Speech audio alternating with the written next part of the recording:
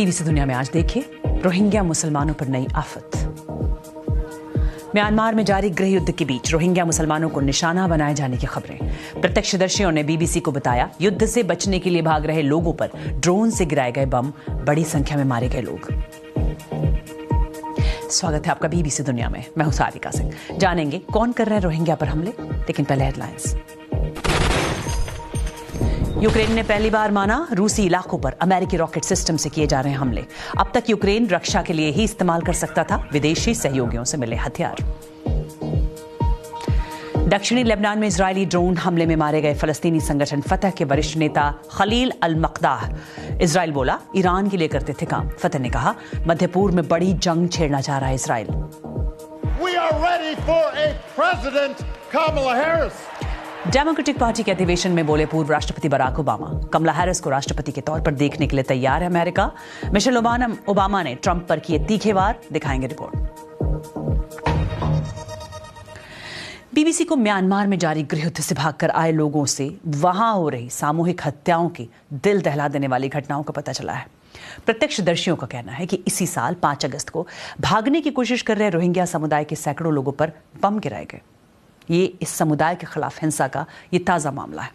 इससे पहले साल 2017 में सैकड़ों लोग इसी तरह की हिंसा में मारे गए थे। तब संयुक्त राष्ट्र ने इसे सेना प्रायोजित एथनिक क्लिंजिंग यानी नस्ली सफाया करार दिया था। कवर स्टोरी में देखिए बचकर आए रोहिंग्या मुसलमानों की आप बीती।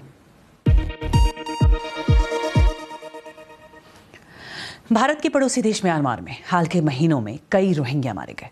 हजारों भागकर बांग्लादेश पहुंचे। इनका कहना है कि अब इन्हें सेना के खिलाफ जंग लड़ रहा विद्रोही गुट अराकान आर्मी भी निशाना बना रहा है।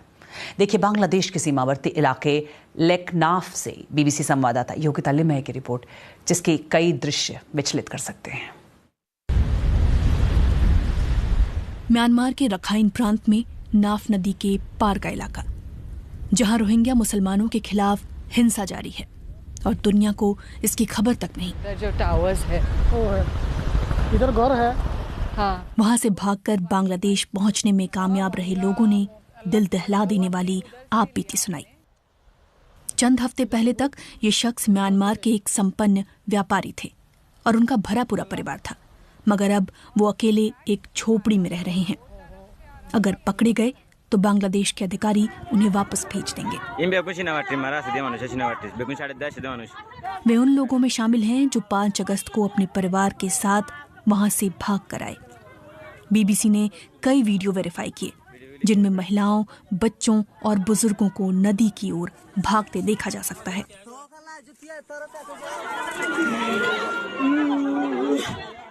इस व्यापारी का कहना है कि नदी के किनारे ही एक विद्रोही संगठन अराकान आर्मी ने रोहिंग्या पर ड्रोन से बम गिराए।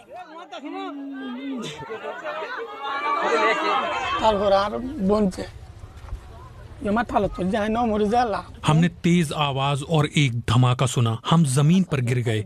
मैं, मेरी पत्नी, मेरी माँ, बहन और मेरे बच्चे उस वक्त वहीं थे। सब मारे गए। मुझे नहीं पता मैं क्यों बच गया। मेरी बेटी ने मेरी बाहों में दम तोड़ा।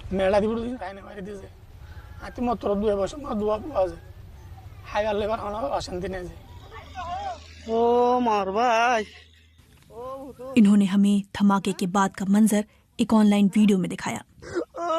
वीडियो में एक शख्स रोते हुए कह रहा है कि सब मारे गए हैं। ये वीडियो देखना दर्दनाक है, लेकिन ये एक सामूहिक हत्या का सबूत लग रहा है। जमीन पर लाशें बिखरी हैं, जिनमें कई बच्चे हैं। हमें मिले इस व्यापारी का कहना है कि उनकी पत्नी बुरी तरह घायल थी, लेकिन जिंदा थी। लेकिन उन्हें वो ला नहीं पाए और बाद में उनकी मौत हो गई।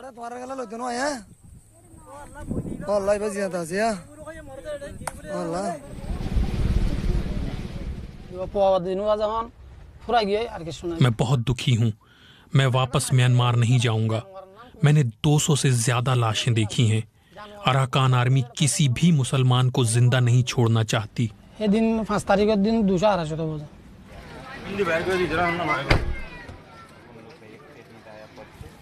वहां से बचकर निकले लोग बांग्लादेश के कैंप में छिप कर रह रहे हैं। ये कैंप 2017 में तैयार किया गया था। उस वक्त सेना की हिंसा से बचने के लिए करीब 10 लाख रोहिंग्याओं को म्यांमार से भागना पड़ा था। अब अराकान आर्मी रखाइन से सेना को पीछे धकेल रही है। लेकिन इसके बावजूद इन रोहिंग्या को अपने घर वापसी की कोई उम्मीद नहीं है, बल्कि अब उन्हें एक नया खतरा दिख रहा है। पिछले कुछ दिनों में हजारों लोग सुरक्षित जगह पहुंचने के लिए नाव वालों और हथियारबंद तस्करों को पैसे दे चुके हैं। ये वीडियो रोहिंग्या समुदाय के एक शख्स ने बनाया है। सफर तो लंबा नहीं है, लेकिन खतरे काफी ज्यादा हैं। 12 से ज्यादा लोग अब तक डूब चुके हैं। ये वो जगह है जहां डूबकर मरने वालों को दफनाया गया है।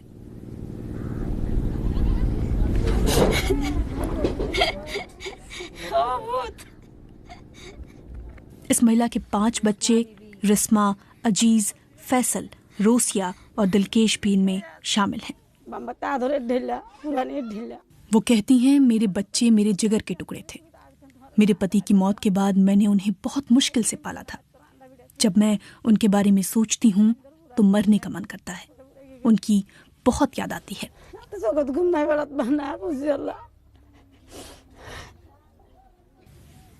ये उनका पोता है। इसके माँ बाप और छोटा भाई अब इस दुनिया में नहीं है। इस महिला का कहना था कि अराकान आर्मी ने ड्रोन से उन पर हमला किया। वो कहती हैं कि जहां वो छिपे थे वहां 9 बम गिराए गए। बाद में लाशों की ढेर से गुजरते हुए नदी पार की।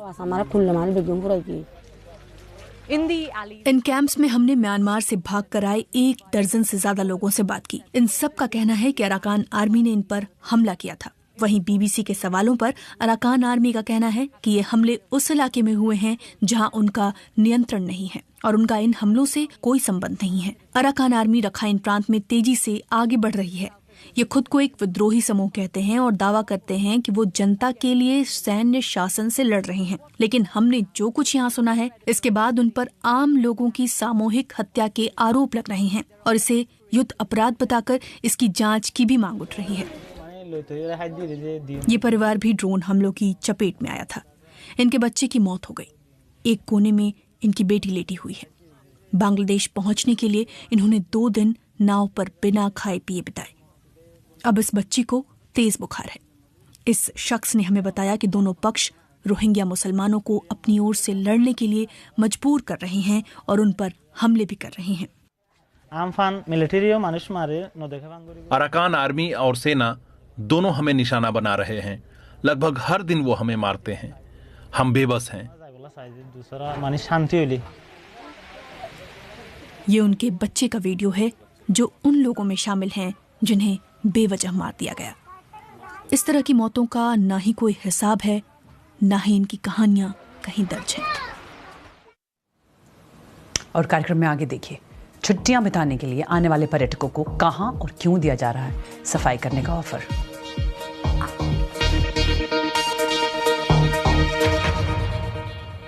और बात अमेरिका की, जहां डेमोक्रेटिक पार्टी का राष्ट्रीय अधिवेशन चल रहा है। पूर्व राष्ट्रपति बराक ओबामा उन हाई प्रोफाइल नेताओं में शामिल हो गए हैं जिन्होंने पार्टी की राष्ट्रपति पद की उम्मीदवार कमला हैरिस का समर्थन किया है। अधिवेशन के दूसरे दिन ओबामा ने कहा कि अमेरिका राष्ट्रपति के रूप में कमला हैरिस के साथ एक नए अध्याय की ओर बढ़ने के लिए तैयार है। देखिए बीबीसी संवाददाता गैरी ओडान्यू की रिपोर्ट। डेमोक्रेटिक पार्टी के लिए ये बहुत ही खास मौका है। बराक ओबामा ने अपने उपराष्ट्रपति रहे जो बाइडेन के प्रति सम्मान जताया और डेमोक्रेट्स को चेताया कि देश बटा हुआ है और चुनावी मुकाबला बेहद कड़ा रहने वाला है। If we work like we've never worked before, if we hold firm to our convictions, we will elect Kamala Harris as the next president of the United States. Barack Obama और पूर्व फर्स्ट लेडी दोनों ने Donald Trump को निशाने पर लिया। Michelle Obama पहले के मुकाबले ट्रंप के खिलाफ ज्यादा आक्रामक नजर आईं और सीधा हमला करते हुए उन्हें महिला विरोधी, नस्लवादी, शिकायती और बचकाना बताया। पर वो यही नहीं रुकी। एक ऐसी बात कही जिसने लोगों में जोश भर दिया। उन्होंने राष्ट्रपति पद को ब्लैक जॉब यानी मुश्किल और पेचीदगी भरा काम बताया।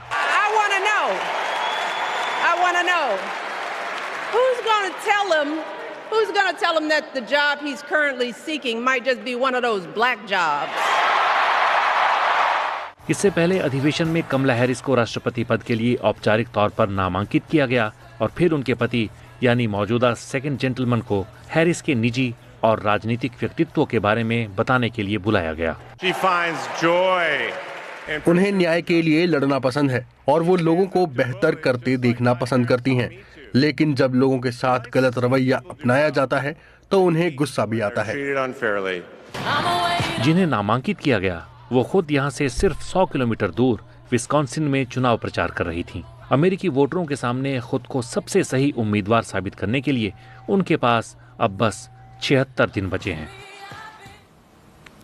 और बात एमपॉक्स की, जिसका दायरा बढ़ रहा है। अब थाईलैंड में इसका एक मरीज मिला है। ये शख्स कुछ वक्त पहले अफ्रीका से लौटा था। इस बीमारी से ज्यादातर मौतें भी अफ्रीका महाद्वीप में ही हुई हैं, जहां पिछले हफ्ते करीब 1400 मामले सामने आए हैं। मगर राहत की बात यह कि विश्व स्वास्थ्य संगठन ने कहा है कि एमपॉक्स कोविड जैसा नहीं है। देखिए बीबीसी संवाददाता डोमिनिक ह्यूज की रिपोर्ट, जिसके कुछ हिस्से आपको परेशान कर सकते हैं। एमपॉक्स के लक्षण वैसे ही होते हैं जैसे बुखार के, लेकिन इससे शरीर पर दर्द भरे फफोले हो जाते हैं और इसका असर खतरनाक होता है। मध्य अफ्रीका के डेमोक्रेटिक रिपब्लिक ऑफ कॉन्गो में एक साल में एमपॉक्स के मामले 2 गुने हो गए। अफ्रीका के सेंटर फॉर डिजीज कंट्रोल के मुताबिक ये बीमारी बढ़ रही है। हेल्थ एक्सपर्ट चाहते हैं कि जिन देशों पर सबसे ज्यादा असर हुआ है उनकी मदद की जाए। एमपॉक्स नया कोविड नहीं है, लोगों को ज्यादा खतरा नहीं है। हमें पता है इसके लिए क्या करना है। हाँ, इसके लिए थोड़ी राजनीतिक मदद चाहिए, नहीं तो फिर से घबराहट बढ़ेगी। साल 2022 में जब एमपॉक्स फैला था तब वैक्सीन और सही सलाह से काबू कर लिया गया था, मगर अभी इसके 3 नए वेरिएंट मौजूद हैं। ब्रिटेन के स्वास्थ्य अधिकारियों ने कहा है कि अगर उनके देश में ऐसा कोई मामला आता है तो वो तैयार हैं। क्लिनिक तैयार हैं, टेस्ट किट्स भी हैं, सिस्टम भी तैयार है। इसलिए अगर देश में पहला मामला आया तो हम निपटने के लिए तैयार हैं। अफ्रीका के सेंटर फॉर डिजीज कंट्रोल के मुताबिक इस वक्त जरूरत के हिसाब से वैक्सीन मिलना भी एक समस्या है, लेकिन अगले साल के आखिर तक लगभग 1 करोड़ वैक्सीन उपलब्ध करवाने की तैयारी की जा रही है। और आमतौर पर छुट्टियों का मतलब होता है आराम करना, लेकिन क्या आप छुट्टियों के दौरान काम करना पसंद करेंगे? क्योंकि एक देश ऐसा है जहां आप पर्यावरण को साफ करने में मदद करते हैं तो बदले में आपको मिलेगा इनाम। देखिए बीबीसी संवाददाता एड्रिन मरे की रिपोर्ट। क्या आप छुट्टियों के दौरान कचरा साफ करना पसंद करेंगे? इसके लिए आपको इनाम मिलेगा बैटरी से चलने वाली नाव की मुफ्त में सवारी करने का मौका। डेनमार्क की राजधानी कोपेनहेगन में एक स्कीम शुरू हुई है, कोपेन पे, जिसके जरिए पर्यटकों को इको फ्रेंडली बनाने की कोशिश की गई है। 500 से ज्यादा लोग अब तक इस स्कीम में रुचि दिखा चुके हैं। हमने इतने जोर शोर से प्रचार किया है कि स्कीम शुरू होने से पहले ही कई लोग बंदरगाह को साफ करना और नाव की सवारी करना चाहते थे, लेकिन इनके सामने चुनौती थी कूड़ा ढूंढने की। हमने न्यूज़पेपर में देखा कि उन्होंने पूरे शहर को साफ सुथरा रखने का अभियान छेड़ा है। ये एक पर्यावरण से जुड़ी मुहिम है, इसलिए हमें लगा कि ये अच्छी है। हमें एक चॉकलेट मिली। एक महीने तक चलने वाले इस पायलट प्रोजेक्ट के लिए कोपेनहेगन की 20 जगहों को चुना गया। इस स्कीम के पीछे आइडिया है कि लोग सस्टेनेबली सोचें और उसके हिसाब से काम करें, और इसके बदले उन्हें पुरस्कार दिया जाए। इनाम के तौर पर लोगों को कई चीजें दी जा रही हैं। म्यूजियम से लेकर स्पोर्ट्स एक्टिविटी तक के टिकट पर छूट दी जाती है। ये स्कीम ऐसे समय में शुरू की गई है जब डेनमार्क में भारी संख्या में पर्यटक आ रहे हैं, और सरकार का कहना है कि कोपेनहेगन का नया रिवॉर्ड सिस्टम शुरू करने का उद्देश्य है पर्यटकों को कुछ करने के लिए प्रोत्साहित करना और ना करने पर उन्हें सजा देना। माना जा रहा है कि अगर ये पहल सफल रहती है तो इसे बड़े पैमाने पर लागू किया जा सकता है। और कार्यक्रम से जुड़े किसी भी टॉपिक पर आप लिख सकते हैं। एक्स पर मेरा हैंडल है @BBC सारिका। आज के लिए इतना ही। बीबीसी दुनिया के साथ हम कल रात 10 बजे फिर हाजिर होंगे। बीबीसी हिंदी की वेबसाइट, ऐप, फेसबुक पेज और यूट्यूब चैनल पर लाइव।